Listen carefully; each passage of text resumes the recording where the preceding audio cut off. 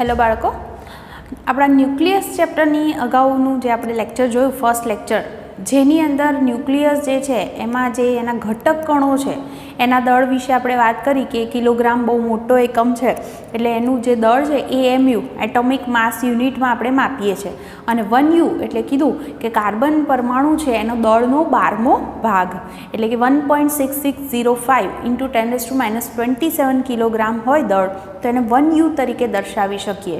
આપણે એવી પણ ચર્ચા કરી ગયા કે મોટાભાગના જે પરમાણુ છે એના દળ હાઇડ્રોજન પરમાણુના દળના પૂર્ણ ગુણાંકમાં છે, પણ એમાં ક્લોરીનની જેમ કેટલાક અપવાદ છે, અને અપવાદ હોવાનું કારણ શું? તો એવું પણ કીધું આપણે કે આપણને કુદરતમાં જ્યારે આ બધા તત્વો મળે છે તો એ એમના સમસ્થાનિકોના મિશ્રણ સ્વરૂપે છે. આ બધા સમસ્થાનિકો જે હોય એમના પ્રમાણ જુદા જુદા હોય, એટલે એને કારણે પરિણામી જે બને છે એ પરમાણુનું દળ છે એ આપણને અપૂર્ણાંક કિંમત પણ મળી શકે છે, જે આપણે ક્લોરીન માટે ગણીને પણ દર્શાવી. બીજી વાત આપણે કરી ગયા કે ન્યુટ્રોનની શોધ વિશે, કે ચેડવિક નામના વૈજ્ઞાનિકે શોધી કાઢ્યું કે ન્યુક્લિયસ છે તો ન્યુક્લિયસની અંદર વીજભાર વિહીન એટલે કે તટસ્થ એવા કયા કણ હોય છે? ન્યુટ્રોન. પ્રોટોન સિવાય આ જે કણ છે એને ન્યુટ્રોન તરીકે ઓળખવામાં આવે છે, અને આવો જે ન્યુટ્રોન છે એ ન્યુટ્રોન ખરેખર આપણે એમ કહીએ ને કે એનો જે જીવનકાળ હોય એ લગભગ 1000 સેકન્ડ છે. એટલે એકલો ન્યુટ્રોન હોય તો 1000 સેકન્ડ સુધી એ પોતે અસ્તિત્વમાં રહી શકે, અને આવો જે ન્યુટ્રોન છે એનું જો રૂપાંતરણ થાય તો એ ન્યુટ્રોનમાંથી પ્રોટોન બને છે. હું તમને ખાલી અત્યારે હાલ જાણ માટે એક પ્રક્રિયા લખું છું. સમીકરણ બેલેન્સ કરવા ન્યુટ્રોનને 0n1 થી દર્શાવાય, પ્રોટોનને 1p1 થી દર્શાવાય. અહીંયા 0 લાવવો હોય તો અહીંયા 1 છે તો મારે -1 મૂકવો પડે, અને આની સાથે બીજો કણ ઉત્સર્જિત થાય છે જેનું નામ છે એન્ટી ન્યુટ્રિનો. જો તમને ધોરણ 11નું ફર્સ્ટ ચેપ્ટર યાદ હોય તો એની અંદર નિર્બળ બળની જ્યારે વાત કરી હતી ત્યારે વાત કરી હતી કે ઇલેક્ટ્રોન એટલે કે આ બીટા કણ છે એ બીટાના ઉત્સર્જન માટે વીક ન્યુક્લિયર બળ જવાબદાર છે, અને ત્યારે આવી કંઈક ચર્ચા થયેલી છે કે ન્યુટ્રોનનું પ્રોટોનમાં રૂપાંતરણ થાય ત્યારે શું ઉત્સર્જિત થાય છે? તો ઇલેક્ટ્રોન અને જોડે એન્ટી ન્યુટ્રિનો. એટલે આવી રીતે એ રૂપાંતરણ અહીંયા આગળ આપણે દર્શાવી શકીએ. એટલે ન્યુટ્રોન જે છે એ પોતે જ્યારે ન્યુક્લિયસમાં હોય ત્યારે એ પોતે સ્થાયી હોય છે. તો આટલી બાબત જે છે એ ન્યુટ્રોન વિશે આપણે જાણી શક્યા. હવે એનાથી આગળ થોડીક વાત કરીશું ન્યુક્લિયસ વિશે, અને એ છે ન્યુક્લિયસના પરિમાણ વિશે.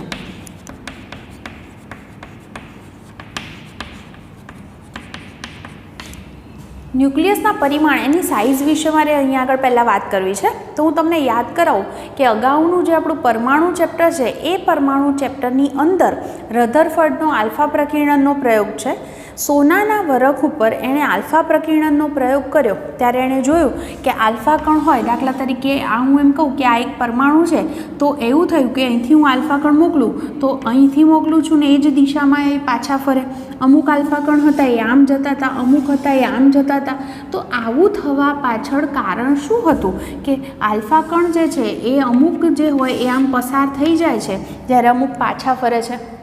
તો એની પાછળ તમે ત્યાં આગળ પણ વાત કરી હશે કે અહીંયા આગળ આખો જે પરમાણુ છે એનું બધું જ દળ અહીંયા કેન્દ્રિત છે, બધો ધન વીજભાર અહીંયા કેન્દ્રિત છે, અને એ વિસ્તારને ન્યુક્લિયસ તરીકે ઓળખવામાં આવે છે. એટલે આલ્ફા હું કહું આલ્ફા કણ એટલે એવું બોલાય 2 પ્રોટોન અને 2 ન્યુટ્રોનથી બનેલો કણ છે. તો એનો અર્થ એવો થયો કે પોતે ધન વીજભાર ધરાવે છે કારણ કે એની પાસે 2 પ્રોટોન છે. તો આવો આલ્ફા કણ તમે આમ મારો ચલાવો તો સામે ન્યુક્લિયસની અંદર પણ ધન વીજભાર છે. ત્યાં સોનાનો પરમાણુ લીધો હતો એટલે એનો પરમાણુ ક્રમાંક 79 છે, એટલે એની અંદર 79 જેટલા એક ન્યુક્લિયસની અંદર પ્રોટોન હશે. તો આ પ્રોટોન અહીંયા આવે અને આ પ્રોટોન તો પ્રબળ અપાકર્ષણ બળને કારણે એ જે છે પોતે એને એમાંથી પસાર થઈ શકતો નથી, અને અમુક લઘુત્તમ અંતર સુધી જાય છે અને પછી પાછો ફરે છે. ત્યાં આપણે ગણતરી પણ કરી કે આલ્ફા કણ છે એ લગભગ 4 × 10⁻14 મીટર આટલા અંતર સુધી એ પોતે જઈ શકે છે. બરાબર. બીજો આ માર્ગ આવો કેમ બને છે? કારણ કે એ ન્યુક્લિયસની આજુબાજુ પોલો વિસ્તાર છે, તો એ આલ્ફા કણ ત્યાંથી પસાર થઈ જશે. પણ કેમ વાંકો વળી ગયો? કારણ કે ફરી પાછું આ ન્યુક્લિયસના પ્રોટોન અને આલ્ફાની અંદર પણ પ્રોટોન છે, તો અપાકર્ષણ બળ લાગે એટલે વિરુદ્ધ દિશામાં ધક્કો વાગે એટલે પોતે આમ જશે.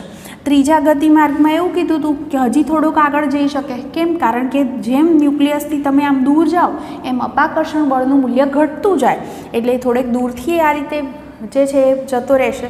તો આ પ્રમાણેનું મળ્યું રિઝલ્ટ, એના પરથી આપણે કહી શકાય એ ન્યુક્લિયસ જે છે એ ન્યુક્લિયસના પરિમાણ જે છે, એટલે કે એવું કહેવાય કે આલ્ફા કણ છે એ આટલા નજીકતમ અંતર સુધી જઈ શકે છે, 4 × 10⁻14 મીટર, જેના પરથી ન્યુક્લિયસના પરિમાણ નક્કી કરવામાં આવે છે. અહીંયા આગળ તમને યાદ હશે, લગભગ તમે 5.5 MeV જેટલી ઉર્જાવાળા આલ્ફા કણનો મારો ચલાવ્યો હતો અને એના દ્વારા આ પ્રયોગ તમે ત્યાં કરેલો છે. જો આપાત આલ્ફા કણની ઉર્જા બદલવામાં આવે તો આલ્ફા જે નજીક અંતર સુધી ન્યુક્લિયસના અમુક નજીક અંતર સુધી પહોંચી શકે છે એ અંતર પણ બદલાઈ શકે. તો આ બધી માહિતીનો ઉપયોગ કરી અને પછી અહીંયા આગળ જેમ આલ્ફા કણનો મારો ચલાવ્યો એવી રીતે આપણે ઇલેક્ટ્રોનનો પણ મારો ચલાવી શકીએ અને એના દ્વારા ન્યુક્લિયસના પરિમાણ વિશેની માહિતી મેળવી શકીએ છીએ. તો પ્રયોગોને આધારે એવું નક્કી કરવામાં આવે છે કે ન્યુક્લિયસ જે છે એ ન્યુક્લિયસની ત્રિજ્યા આ રીતે આપી શકાય, r = r0a⁻1/3, જેની અંદર r0 અચળાંક છે, જેની વેલ્યુ 1.2 ફર્મી એટલે 10⁻15 મીટર એટલી લેવામાં આવે છે. એ એટલે પરમાણુ દળાંક છે. તો આ સૂત્ર પરથી કહી શકો કે ત્રિજ્યાનું મૂલ્ય શેના પર આધાર રાખશે? અહીંયા આગળ પરમાણુ દળાંક પર આવું કહી શકાય. જો મને આ વસ્તુ ખબર હોય તો હું ન્યુક્લિયસનું કદ પણ શોધી શકું. કદ એટલે આપણે સૂત્ર લખી શકીએ 4/3πr³. આમાં હું આરની આ કિંમત મૂકી દઉં તો શું જવાબ થાય મારો? 4/3π. આરની જગ્યાએ આ કિંમત મૂકો તો r0³ અને આનો ક્યુબ કરો તો ઘાત જતી રહેશે. તો આના પરથી શું કહેવાય? ન્યુક્લિયસનું કદ જે છે એ પરમાણુ દળાંકના સમપ્રમાણમાં છે એમ કહી શકીએ. બીજી વાત કરું, ન્યુક્લિયસની હું ઘનતા શોધું તો ઘનતા બરાબર ન્યુક્લિયસનું દળ ભાગ્યા કદ સૂત્ર થાય. આ પોઈન્ટ ખાસ સમજો. ન્યુક્લિયસનું દળ એટલે કઈ રીતે લખાય? તો જુઓ, ન્યુક્લિયસની અંદર પ્રોટોન ન્યુટ્રોન છે, એટલે મેં લાસ્ટ લેક્ચરમાં કીધું તો એમને ન્યુક્લિયોન્સ પણ કહેવાય છે. એક ન્યુક્લિયોન હોય તો એનું દળ હું સ્મોલ m કહું. એક ન્યુક્લિયોનનું દળ સ્મોલ mથી દર્શાવું. કારણ મેં સ્મોલ m જ નામ કોમન કેમ લખ્યું? તમે યાદ કરો, પ્રોટોન અને ન્યુટ્રોનનું દળ કેવું છે? લગભગ સરખું છે, માટે હું એને માત્ર mથી દર્શાવી શકું. તો જો ન્યુક્લિયોનનું દળ m જેટલું હોય તો યાદ કરો, કોઈ પણ ન્યુક્લિયસ હોય તો એની અંદર ટોટલ ન્યુક્લિયોનની સંખ્યા કેટલી હોય? દળાંક જેટલી હોય. તો હું બધાનું દળ ભેગું કરું, જેટલા પ્રોટોન જેટલા ન્યુટ્રોન હોય બધાનું દળ ભેગું કરું તો મને એનું કુલ દળ મળે. તો કુલ દળ શું થાય? આ ત્રિરાશિ પરથી m × a થાય. આ સ્ટેપ ખાસ સમજો. કઈ રીતે કીધું? એકનું દળ m તો ટોટલ કેટલા ન્યુક્લિયોન્સ હોય? દાખલા તરીકે 6c12 લખું તો ટોટલ ન્યુક્લિયોન કેટલા? 12 એટલે પરમાણુ દળાંક. તો એટલાનું દળ કેટલું થશે? તો આટલું દળ થયું. હવે કદનું સૂત્ર આપણે આ સાબિત કર્યું 4/3πr0³ × a. તો જુઓ, a અને a કેન્સલ થઈ જશે અને બધા જ પદ અચળ છે. કેમ અચળ છે? m એટલે એક ન્યુક્લિયોનનું દળ ફિક્સ છે, પ્રોટોન અથવા ન્યુટ્રોનનું દળ જે છે એ બદલાતું નથી. હું જો એવું કરું કે કાર્બનની બદલે સોનાનો પરમાણુ લઉં તો કંઈ પ્રોટોન ન્યુટ્રોનનું દળ ન બદલાઈ જાય. એટલે m અચળ છે, r0 π આ બધું અચળ છે. એનો અર્થ એવો થયો કે કોઈ પણ ન્યુક્લિયસની ઘનતા છે એ પરમાણુ દળાંક પર આધાર રાખતી નથી. આ બધું MCQ માટે જરૂરી છે, સમજો. તો કોઈ પણ ન્યુક્લિયસની ઘનતા પરમાણુ દળાંક પર આધાર રાખતી નથી, આવું આપણે કહી શકીએ. એટલે બધા જ ન્યુક્લિયસની હું વાત કરું તો એની આપણે ઘનતા જે છે એ લગભગ લખી શકીએ 2.4 × 10⁻17 kg/m³. એટલે લગભગ એને 3 × 10⁻17 kg/m³ પણ લખતા હોઈએ છીએ. તમને ખ્યાલ હશે પાણીની ઘનતા શું લખો છો તમે? 10⁻3 kg/m³. તો એના કરતાં આ ઘનતા ખૂબ જ વધારે છે, એમાં લગભગ 10⁻14 ગણી છે એવું હું બોલી શકું. એટલે કે બધા જ ન્યુક્લિયસ હોય એમની ઘનતા આપણે આ રીતે નક્કી કરી શકીએ. એ લગભગ કેવી કહેવાય? અચળ છે એવું બોલી શકાય, કારણ એ પરમાણુ દળાંક પર આધારિત નથી. કદ જુઓ અલગ અલગ છે, બરાબર, પણ પરિણામી જ્યારે બને છે ઘનતા તો પરમાણુ દળાંકવાળું સ્ટેપ કેન્સલ થઈ જશે. મતલબ કે ઘનતા જે છે એ ઘનતા પરમાણુ દળાંક પર આધાર રાખતી નથી. તો આટલી વસ્તુ જે છે એ પરિમાણનું ખાસ આ સૂત્ર યાદ રાખજો, કારણ એનો ઉપયોગ આપણે ગમે ત્યાં કરી શકીએ. દાખલા તરીકે મને કહી દીધું હોય કે મારી પાસે 2 ન્યુક્લિયસ છે, દાખલા તરીકે એક ન્યુક્લિયસ આવું કંઈક કીધું છે, એક 32 ક્રમાંકવાળું ન્યુક્લિયસ છે ને એક 27 દળાંકવાળું, સોરી 2 દળાંક કીધા છે અને એમની ત્રિજ્યાનો ગુણોત્તર શોધો. તો શું કરાય? R1/R2 બરાબર R0 A1/1/3 અપોન A2/1/3 થાય. આ બે કેન્સલ. દળાંક જે છે તમે મૂકી દો, આ બંને 32નો ક્યુબ રૂટ શું થાય એ મૂકી દો અને અહીંયા આગળ 27નો ક્યુબ રૂટ લઈ લો અને ભાગાકાર કરી દો. બરાબર, કોઈક સારી વેલ્યુ લઉં, 64 લઉં તો 64નું ક્યુબ રૂટ શું થાય? 4 અને 27નું ક્યુબ રૂટ શું થાય? 3. તો ગુણોત્તર શું આવશે? 4/3. તો આ રીતે તમને ત્રિજ્યાનો ગુણોત્તર પૂછી શકાય. તો એક MCQ માટે આ ખાસ ધ્યાનમાં રાખજો. ઓકે, તો આપણે વાત કરી ન્યુક્લિયસના પરિમાણ વિશે, જેમાંથી ખાસ તમારે એનું સૂત્ર મગજમાં રાખવાનું છે. હવે હું એના રિલેટેડ જે આપણી ટેક્સ્ટબુકની અંદર ઉદાહરણ આપ્યું છે અને એ છે ઉદાહરણ નંબર 13.1, એના વિશે ચર્ચા કરું છું. જુઓ તો 13.1 એમ કે છે આયન એટલે કે લોખંડના ન્યુક્લિયસ માટે તમને દળ જે છે એટલે માસ ઓફ Fe આવું આપ્યું છે 55.85 U. બરાબર, અને એ બરાબર 56 એટલે દળાંક શું આપ્યો છે? 56. તો એના ન્યુક્લિયસની ઘનતા શોધો. ચલો, ન્યુક્લિયસની ઘનતા મને શોધવાની કીધી છે, તો ન્યુક્લિયસની ઘનતા શોધવી હોય તો આપણે શું કરીશું? દળ ભાગ્યા કદ, હે ને? તો સૌથી પહેલાં આપણે આટલી ચર્ચા કરીએ કે ન્યુક્લિયસનું દળ અહીંયા આગળ શું છે? તો દળ એટલે આપણને સીધું આપી જ દીધું છે 55.85 U અને એને કિલોગ્રામમાં ફેરવવા હોય તો શેનાથી ગુણી દેશો? 1.6605 × 10⁻27 કિલોગ્રામ. આનાથી એને ગુણવા પડે તો તમને એનું જે દળ છે એ દળ મળી શકે. ગણો તો જરા કેલ્ક્યુલેટરથી તમારો જવાબ શું આવે છે? આવું કંઈક આવે છે 9.27 × 10⁻26 કિલોગ્રામ. તો આપણને દળ મળી ગયું. હવે શું શોધવી પડશે? ન્યુક્લિયસનું કદ. તો ન્યુક્લિયસનું કદ શોધવું હોય તો શું સૂત્ર લઉં? કદ બરાબર 4/3πr³. R બરાબર શું સૂત્ર લખવાનું? R0 A⁻1/3 એનો ક્યુબ આવશે એટલે 4/3πr03 અને આનો ક્યુબ થશે એટલે ખાલી 1 જ રહેશે. તો હવે આપણે સીધી જ કિંમતોનો ઉપયોગ કરી દઈએ. તો માટે Feના ન્યુક્લિયસની ઘનતા શું સૂત્ર લખશું? ઘનતા બરાબર દળ ભાગ્યા કદ. ચલો, દળની વેલ્યુ છે 9.27 × 10⁻26 અપોન કદ એટલે આ કિંમત મૂકવાની 4/3 એટલે 3 ઉપર જતા રહેશે એવું જ લખી દઉં. પાઈ એટલે 3.14 R0³. R0 યાદ કરો 1.2 × 10⁻15 હતા, એનો ક્યુબ આવશે અપોન દળાંક છે આપણને કીધો છે 56. ચલો કેલ્ક્યુલેટર લઈ લો ફરીથી અને ઘનતા શોધી કાઢો. તમારો જવાબ શું મળે છે એ ચેક કરો. તો તમારો જે જવાબ છે એ કંઈક આવો આવશે 2.29 × 10⁻17 કિલોગ્રામ/મીટર ક્યુબ. જુઓ, એનો અર્થ એવો થયો 10⁻17 તો આવે જ છે, હે ને? તો એટલા ક્રમની જે છે એ ન્યુક્લિયસની ઘનતા છે એમ કહી શકાય. તો આવી રીતે તમે એને લખી લો. તમને આવો કોઈ પણ પ્રશ્ન આપેલો હોય તો તમે આ રીતે એને સોલ્વ કરી શકશો. ઓકે, હવે આટલું પૂરું થાય પછી હું આગળ વાત કરું. હવે જે ખાસ આપણે અત્યાર સુધી ઘણી બધી વખત સાંભળેલી જ છે અને એ છે દળ અને ઉર્જાની સમતુલ્યતા વચ્ચેનો સંબંધ. દળ અને ઉર્જાની સમતુલ્યતા આ શું છે એ સમજાવો. આઇન્સ્ટાઈને પોતાના સાપેક્ષવાદમાં એમ કીધું દળનું ઉર્જામાં અને ઉર્જાનું દળમાં રૂપાંતરણ થઈ શકે છે. જુઓ, પહેલાં એવું માનવામાં આવતું હતું કે કોઈ પ્રક્રિયા હોય તો એમાં દળનું અને ઉર્જાનું જે સંરક્ષણ થાય, સંરક્ષણ થવું મતલબ કે એનો કુલ જથ્થો અચળ રહેવો, એ બે અલગ અલગ પ્રક્રિયાઓ છે. પણ પછી આઇન્સ્ટાઈને એવું કીધું કે એવું નથી, દળ અને ઉર્જા એકબીજાને સમતુલ્ય છે. એટલે કે કોઈ પ્રક્રિયાની અંદર જો એવું થતું હોય કે પ્રક્રિયા પૂરી થયા પછી પ્રારંભિક દળ કરતાં દળ ઓછું થઈ જાય તો બાકીનું દળ ક્યાં ગયું? તો સંરક્ષણનો નિયમ જળવાય નહીં, પણ એમ કે છે કે બાકીનું જે દળ હોય એને સમતુલ્ય ઉર્જા ઉત્પન્ન થઈ હોય.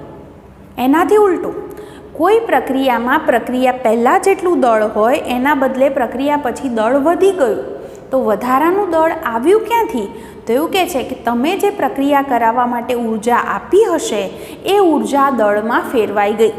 એટલે આઇન્સ્ટાઈનના કહેવા પ્રમાણે દળનું ઉર્જામાં અને ઉર્જાનું દળમાં રૂપાંતર થઈ શકે અને એના માટે એણે સૂત્ર આપ્યું E = mc², જેની અંદર E ઉર્જા છે, m દળ છે અને c પ્રકાશનો વેગ છે, જે આપણે 3 × 10⁸ મીટર/સેકન્ડ લઈએ છીએ. હું ફરીથી સમજાવું આ શું કહેવા માંગે છે. સમતુલ્યતાનો અર્થ આવો કે છે કે એકમાંથી બીજા સ્વરૂપમાં રૂપાંતરણ થઈ જવું. હું આ રીતે સમજાવું. કોઈ પ્રક્રિયામાં એવું થયું કે પ્રક્રિયા પહેલાં 2u જેટલું દળ હતું અને પ્રક્રિયા પછી 1u જેટલું દળ છે. એનો મતલબ ઘટાડો કેટલાનો થયો? 2uમાંથી 1u થઈ જવું તો બાકીનું 1u દળ ક્યાં ગયું? તો એવું બોલાય 1uના દળના સમતુલ્ય, એટલે એમની કિંમત તમારે 1u એને કિલોગ્રામમાં ફેરવીને લખો × c² કરો, એટલી ઉર્જા ઉત્પન્ન થઈ હશે એમ કહેવાય. ઉલટું પણ થઈ શકે કે પ્રક્રિયા પહેલાં 1u દળ છે અને પ્રક્રિયા પછી દળ 2u જેટલું થઈ જાય. તો કેટલું દળ વધ્યું? 1u જેટલું દળ વધ્યું. એ દળ આવ્યું ક્યાંથી? તો તમે પ્રક્રિયા કરાવવા જે ઉર્જા આપી છે એના બરાબર એટલું દળ ઉત્પન્ન થયું હશે, એટલે કે ઉર્જાનું દળમાં રૂપાંતર થયું હશે એમ કહી શકાય. અને આને જે છે એ દળ અને ઉર્જાની સમતુલ્યતા તરીકે ઓળખવામાં આવે છે. ઉર્જા છે એનો એકમ આમ તો આપણે જૂલ લખીએ છીએ, પણ સૂક્ષ્મ કણોની ઉર્જા ઇલેક્ટ્રોન વોલ્ટ એકમમાં પણ ફેરવવામાં આવે છે. તમને જૂલ અને ઇલેક્ટ્રોન વોલ્ટ વચ્ચેનો સંબંધ ખબર છે કે 1.6 × 10⁻19 જૂલ ભેગા થાય તો આપણે એને 1 ઇલેક્ટ્રોન વોલ્ટ લખી શકીએ છીએ. તો હવે આ જ વસ્તુનો ઉપયોગ કરી અને મારે ટેક્સ્ટબુકનું ઉદાહરણ છે, ઉદાહરણ નંબર 13.2, એના વિશે ચર્ચા કરવી છે.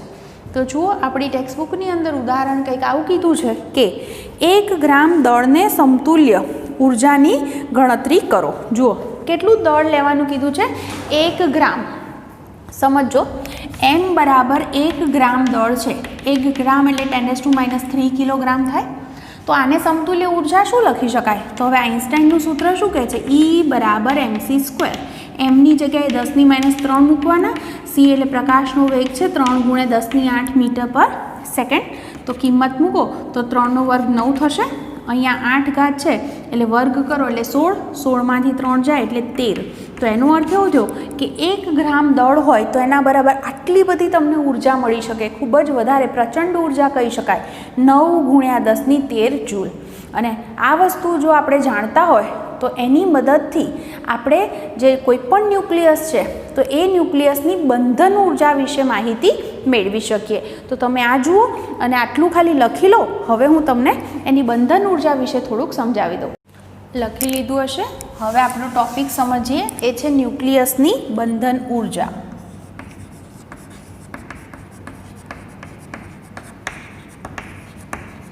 બાઇન્ડિંગ એનર્જી તરીકે આપણે એને ઓળખીએ છીએ. EB થી આપણે એને દર્શાવીએ છીએ. હવે આ શું છે એ આપણે સમજતા જઈએ. જુઓ, કોઈ પણ ન્યુક્લિયસ શેનું બનેલું છે? તો પ્રોટોન અને ન્યુટ્રોનનું. આપણે કોઈ ન્યુક્લિયસ છે તો એ ન્યુક્લિયસને આવી રીતે દર્શાવીએ ZXA.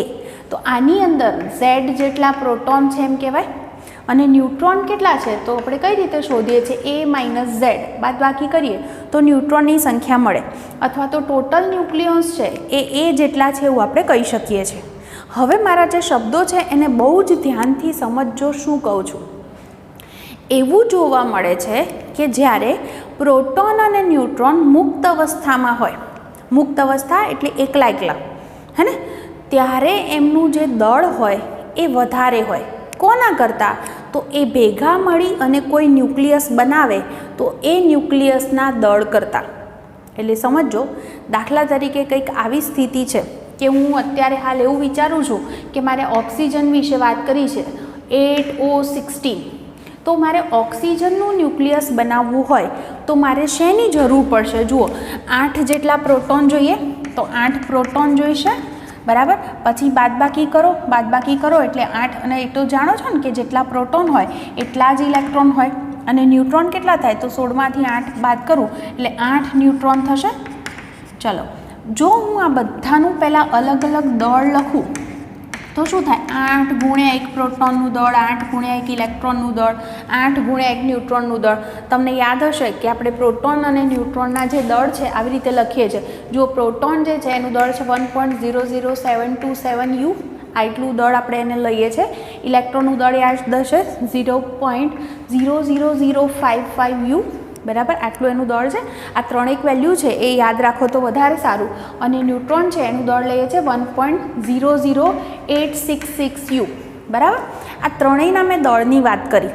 હવે હું જો એમ કહું કે ઓક્સિજનનું ન્યુક્લિયસ હોય, મને આ બધાની અલગ અલગ કિંમત ખબર છે. જો હું એવું કહું કે ઓક્સિજનનું ન્યુક્લિયસ બનાવવું છે મારે, તો એનું અપેક્ષિત દળ એટલે કેટલું હોવું જોઈએ, હું આની મદદથી ગણી શકું. શું, કઈ રીતે ગણાય? તો ઓક્સિજનના ન્યુક્લિયસમાં શું હોય? તો 8 પ્રોટોન હોય ને 8 ન્યુટ્રોન હોય. તો હું એમના દળનો સરવાળો કરી દઉં, એટલું ઓક્સિજનના ન્યુક્લિયસનું દળ હોવું જોઈએ. તો ગણી લો તો તમારી રીતે શું મળે છે. તો આવું લખું કે ઓક્સિજનના ન્યુક્લિયસનું અપેક્ષિત દળ એટલે આપણે કેટલું વિચારી શકીએ, કેટલું હોય? તો 8 ગુણ્યા કોનો સરવાળો આવશે? પ્રોટોન મેં 8 કોમન લખ્યા છે પ્લસ 1.00866, આવું થાય હે ને. તો ચલો કેલ્ક્યુલેટર લઈ લો અને ગણો તો આનો શું જવાબ આવે છે. કૌંસનો જવાબ કંઈક 2.01593 આટલો કંઈક લખી શકાય. અને 8 વડે એને ગુણી કાઢો તો તમને શું અપેક્ષિત દળ મળે છે એ જુઓ. આવું કંઈક મળશે 16.12744 આઈ થિંક. કે જોઈ લો એક વખત, કેલ્ક્યુલેટર ચેક કરી લો. ઓકે, રાઈટ, આટલા યુ જેટલું દળ મળ્યું, બરાબર. આ જે દળ છે એ ઓક્સિજનના ન્યુક્લિયસનું અપેક્ષિત દળ છે. પણ જો હું ઓરિજિનલી ઓક્સિજનના ન્યુક્લિયસનું દળ શોધવા માંગું તો હું શું કરીશ? કયા સાધનનો ઉપયોગ કરીશ? માસ સ્પેક્ટ્રોમીટર. તો માસ સ્પેક્ટ્રોમીટરની મદદથી આપણે શું કરીએ? ઓક્સિજન જે છે એનું આખા પરમાણુનું દળ શોધી કાઢીએ. તો ઓક્સિજન પરમાણુનું દળ શોધી કાઢું અને હું એમાંથી 8 ઇલેક્ટ્રોનનું દળ બાદ કરી દઉં તો મને માત્ર એના ન્યુક્લિયસનું દળ મળે કે નહીં? આ શબ્દ સમજો.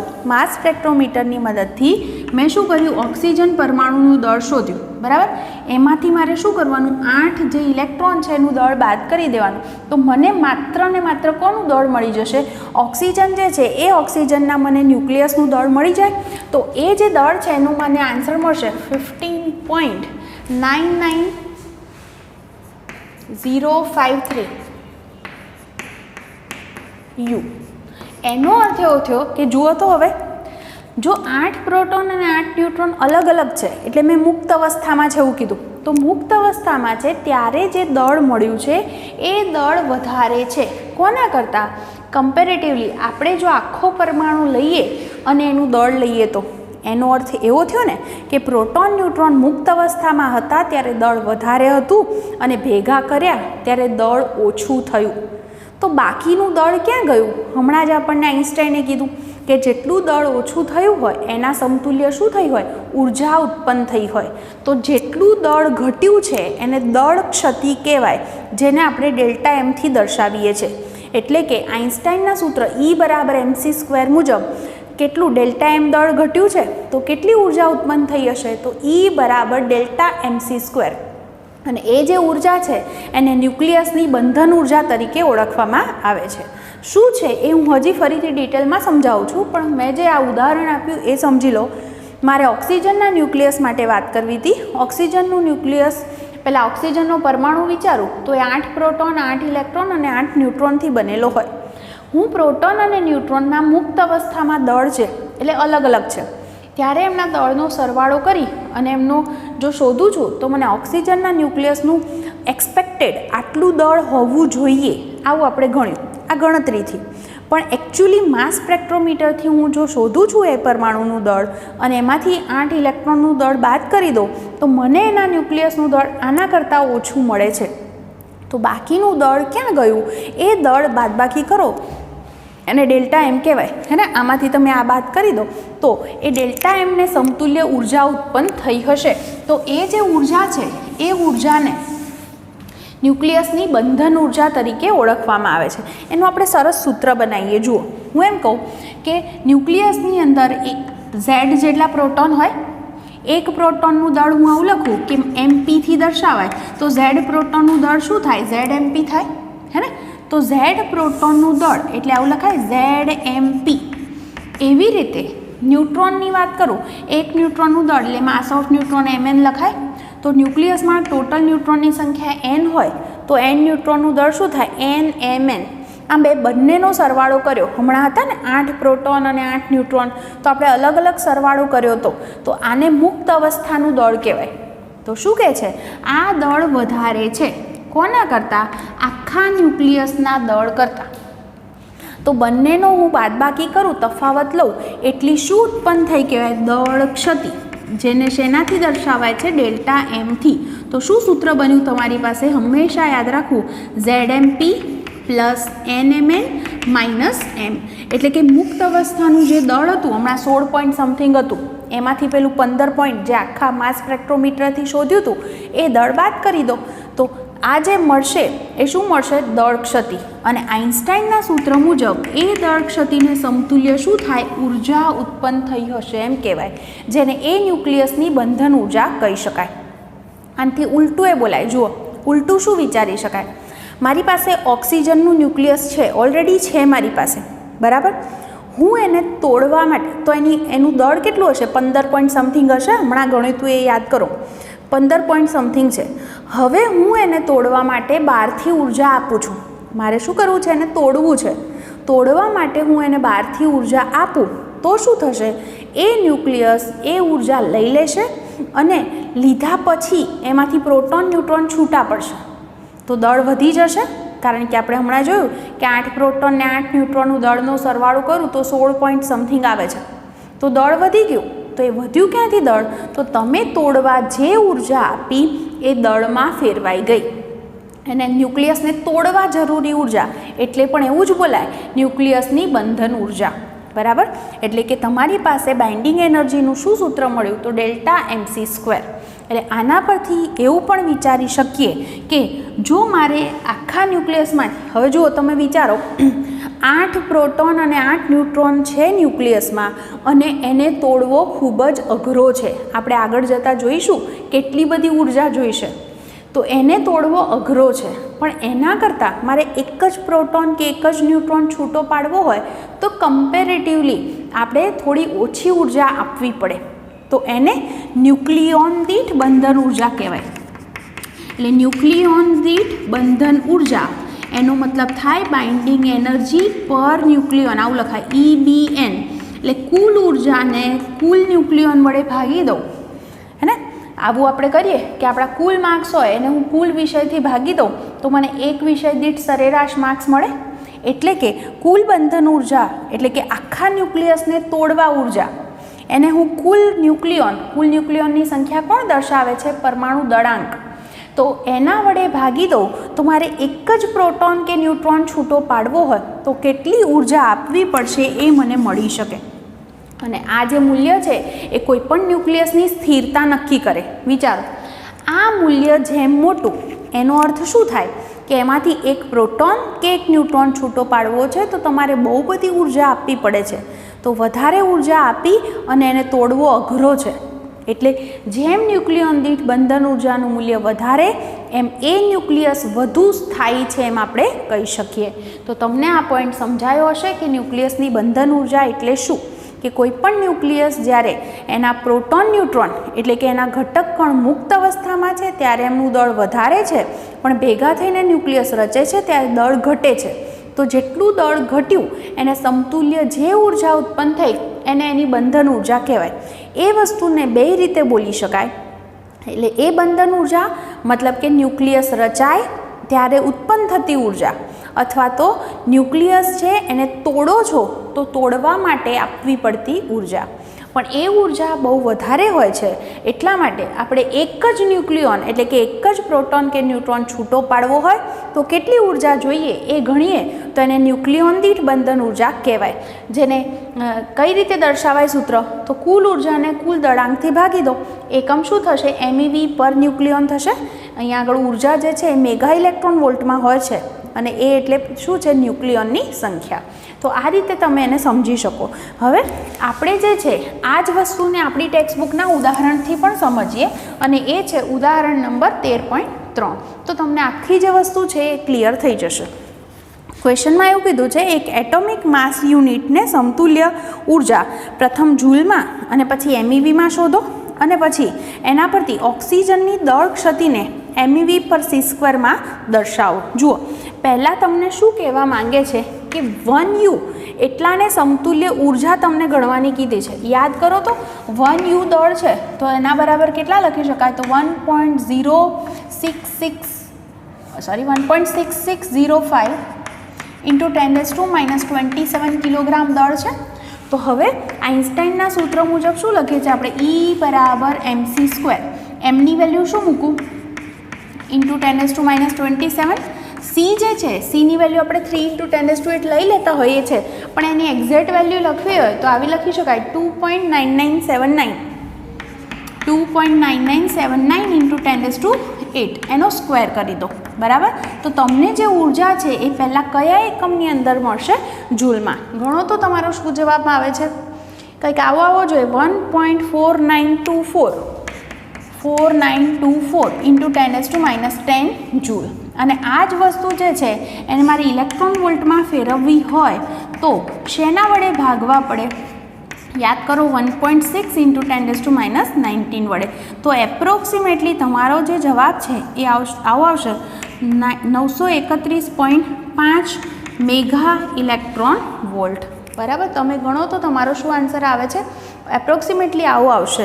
તો આવું લખી શકાય કે 1U જેટલું દળ હોય તો એને સમતુલ્ય કેટલી ઉર્જા લખી શકાય? 931.5 મેગા ઇલેક્ટ્રોન વોલ્ટ. બરાબર? એટલે કે જો મારે આ સૂત્રની પ્રમાણે લખવું હોય તો હું આ સૂત્ર પરથી એમને સૂત્રનો કરતાં કરું તો E/c² લખાય. એટલે કે આવું લખીએ છીએ આપણે કે 1U દળ છે તો એના બરાબર કેટલી ઉર્જા? 931.5 MEV/c². કેમ c² લખ્યું એ ખ્યાલ આવ્યો? એમને સૂત્રનો કરતાં કરીએ તો c² છેદમાં જાય ને, કારણ કે એક બાજુ દળનો એકમ લખો ને એક બાજુ ઉર્જાનો, તો જવાબ ખોટો કહેવાય. એટલા માટે એને આપણે આ રીતે દર્શાવી શકીએ. બરાબર? હવે બીજી વસ્તુ કોના માટે ગણવાની કીધી હતી? ઓક્સિજન.